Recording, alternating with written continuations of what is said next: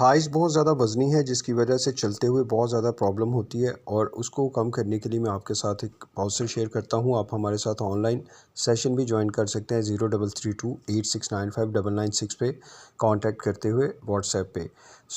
यहाँ पे इस तरीके से आप लेट जाइएगा और अपने दोनों पाँवों को इस तरीके से आपने यहाँ पे रखना है और इनको इस तरीके से मिला लेना। अपने देखिए ये दोनों सोल जो हैं ये आपके पाँव के एक साथ मिलने चाहिए और यहाँ पे अपने दोनों हाथ अपने हिप के नीचे इस तरीके से रख लीजिएगा। पेट को अंदर खींच के सांस को नाक से लेते हुए ये देखिएगा इस तरीके से 1 2 3। आप इसके 25/4 या 25/3 सेट्स इसके कीजिएगा और फिर इस तरीके से इसको आपने ऐसे ऊपर और नीचे आपके जो इनर थाई आउटर थाई यानी सैडल बैग्स आपकी हिप पे जो फैट्स हैं ये और पेट जो मसल्स हैं जो नीचे लटके हुए वो भी साथ साथ मजबूत और कम होना शुरू हो जाएंगे।